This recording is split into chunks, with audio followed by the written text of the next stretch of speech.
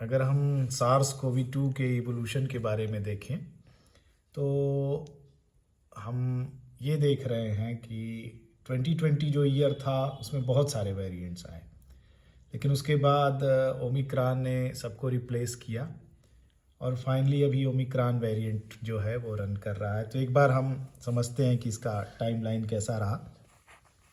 सबसे पहले चाइना के वुहान वेरिएंट आया जो कि दिसंबर 19 में था।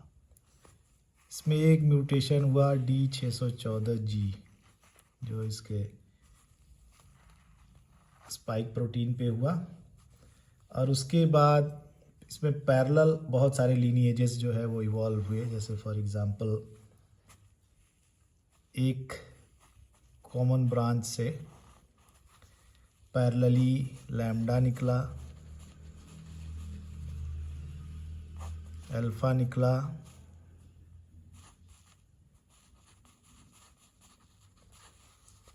अल्फ़ा जो है सितंबर 2020 में यूके में पैदा हुआ। इसी के पैरेलल गामा भी निकला जो कि नवंबर 2020 में ब्राज़ील में पैदा हुआ। उसी के पैरेलल थीटा वेरिएंट निकला। तो इन सारे वेरिएंट्स में जो है अल्फ़ा वेरिएंट था जो कि इंडिया में पहुंचा। जिस समय जो है वो किसान आंदोलन चल रहा था उस समय पंजाब के एरिया में ये वेरिएंट काफ़ी सक्रिय था, इसने बहुत सारे लोगों को इन्फेक्ट किया। उसके बाद एक इसकी अनदर ब्रांच थी जो कि जिसमें से बीटा वेरिएंट निकला जो कि साउथ अफ्रीका में निकला। इसका टाइम भी मई 2020 था। इसी के पैरेलल एप्सिलॉन और योटा ये वेरिएंट्स निकले, और इसका जो थर्ड पैरेलल ब्रांच था इसमें सबसे मोस्ट इम्पॉर्टेंट जो है वो डेल्टा था जो कि इंडिया में पैदा हुआ, और फिर डेल्टा की दो ब्रांचेस निकल करके फिर पूरे वर्ल्ड को अपने चपेट में ली। लेकिन फाइनली जुलाई 2022 के बाद डेल्टा का कोई केस रिपोर्ट नहीं किया गया। इसका मतलब डेल्टा जो है वो डाई आउट हो गया, उसको रिप्लेस कर दिया ओमिक्रॉन ने। उसके अलावा इसी ब्रांच से जो है कप्पा भी निकला, ईटा और मू, ये सारे वेरिएंट्स थे, लेकिन इंडिया में ये कोई वेरिएंट नहीं था। Delta variant, beta variant, alpha variant और मोस्ट इम्पॉर्टेंट जो है वो जो यहाँ से ब्रांचिंग हुई जो साउथ अफ्रीका में फाइनली जो है वो ओमिक्रॉन वेरिएंट बना। ये जो इसका लॉन्ग टाइम पीरियड था इसके हिसाब से ये मिड 2020 में ही लगभग मई जून 2020 में ये इसका ओरिजिन हो चुका था। लेकिन अभी तक जो थियरी है वो ये बताती है किसी इम्यूनो कम्प्रोमाइज्ड पर्सन के अंदर ये काफ़ी लंबे समय तक रहा, और फिर इसने जो है वर्ल्ड के अदर वेरिएंट्स को रिप्लेस कर दिया। अब फाइनली जो है वो ओमिक्रॉन के ही डिफरेंट ब्रांचेस वो टाइम के साथ इवॉल्व कर रहे हैं।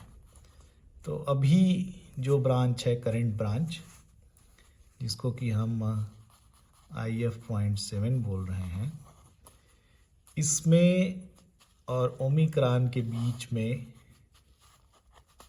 जो है आज के डेट में IF.7 में 92 वेरिएंट्स हैं जो इसके रूट से डिफरेंट होते हैं। रूट मतलब वुहान के वेरिएंट से, इसको रूट हम बोल सकते हैं। जब ये ह्यूमन में आया तो ये टोटल 92 वेरिएंट्स हैं, और जो ओमिक्रॉन का वेरिएंट है उस तक पहुंचने में लगभग 65 म्यूटेशंस प्रेजेंट थे। तो लगभग 27 to 30 वेरिएंट्स जो है उसका डिफरेंस है ओमिक्रॉन के पेरेंट वेरिएंट और जो IF.7 का करंट वेरिएंट रन कर रहा है। तो इसका मतलब कि हमारा जो वैक्सीन डिज़ाइन किया गया है वो रूट वेरिएंट पे डिज़ाइन किया गया है।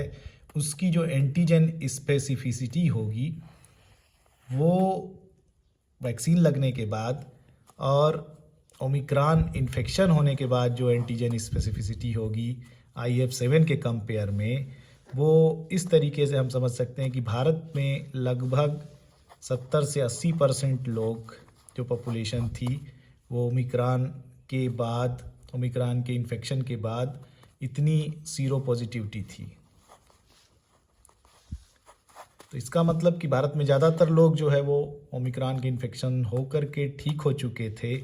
तो अब ओमिक्रॉन और जो अभी करंट वेरिएंट रन कर रहा है उसके स्पेसिफिसिटी में और ओमिक्रॉन और IF.7 के स्पेसिफिसिटी में, एंटीजन स्पेसिफिसिटी में बहुत ज़्यादा डिफरेंस नहीं है। This is low difference comparing to the difference between root variant. ये 92 वेरिएंट और 27-30 वेरिएंट्स का अंतर जो है वो काफ़ी ज़्यादा है। इसका मतलब कि चाइनीज़ लोग जो थे उनको रूट वेरिएंट की वैक्सीन लगी थी और आज के डेट में IF7 जो है वो उनको ज़्यादा इसलिए असर कर रहा है क्योंकि रूट वेरिएंट से इसके बीच का डिस्टेंस जो है वो काफ़ी लंबा है comparing to the omicron variant. Omicron variant और आज का जो रन कर रहा है वेरिएंट IF7, उसके बीच का जो डिस्टेंस है वो बहुत ही कम है।